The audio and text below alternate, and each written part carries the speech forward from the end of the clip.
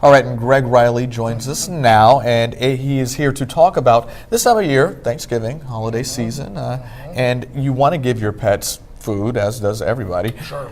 Especially when you have those sweet puppy eyes looking at Yes. you begging, may I please? At the end of the table, but what are some reasons why you need to be cautious before you do that? You know, it's so funny. I just can't believe that, one, it's Thanksgiving. Right. I mean, where did the time go? It just seemed like, last week I'm just doing something about fireworks for 4th of July, so now it's the annual Turkey-Itis segment that I do every year. And basically what I will recommend to people is if you want to do, say, turkey, make sure it's fully cooked in a very small amount. You don't have to go overboard. I don't recommend, like, say, gravy or anything like that. There's other foods that you probably don't really want to feed your pet, but it's really hard not to do that because a lot of dogs like to beg at the table. Yeah. Like Moppy. Definitely like Miss Moppet here. So what I would recommend, if you do want to feed your dog some table food or something like that, do something safe and like an alternative food, like say green beans would be good.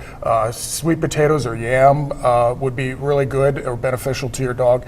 And what that's going to do is not cause any gastrointestinal problems. I was just going to ask, what is the issue with feeding them turkey and gravy and things like that?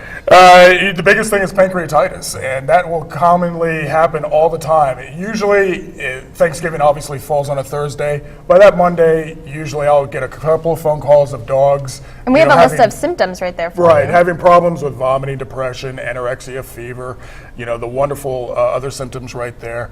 And it just happens every year. So, if you really want to save your money for Christmas, don't feed your dog stuff off the table. You're just going to cause some problems for yourself in the long run. Now, if your dog or the kids maybe give the dog something sweet, something a little too savory, and they have those symptoms, what should you do? Definitely if your dog is having those problems, I would definitely call your local veterinarian and make an appointment and go in there and see what they can do. Usually some antibiotics and some fluids will take care of it. Sometimes it could be a little bit more drastic. You talked about certain types of baker's chocolate a while back in terms of that's really dangerous. Are there any traditional Thanksgiving foods that are, okay, you need to take your dog to get some help right then and there? Definitely raisins is very harmful. Macadamia nuts. A lot of people like to bake things with macadamia nuts. Grapes is probably not going to be very helpful to your pet, or harmful to your pet. Those are the big no-nos that you really don't want to do. Sure. So maybe the best thing to do is just kind of crate the dog for the day, make sure, we can visit them, we'll have a lot of family over and things like that. Absolutely. But maybe just keep them away from the table so you're not tempted. I'm sure there are a lot of pet food brands that offer kind of like a Thanksgiving-esque flavor. I'm sure that you can, be a little creative with and kind of give, there's the adult table, the kiddie table, and the doggy table. Well, and you mentioned yams and sweet potatoes. That's in a lot of dog foods.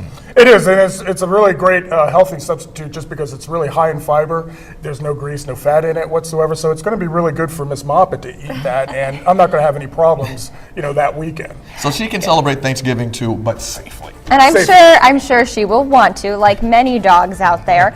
Well, before we take it to break, here's a way you can get a hold of Greg Riley if you have any questions. Greg, thank you as always so much for stopping by.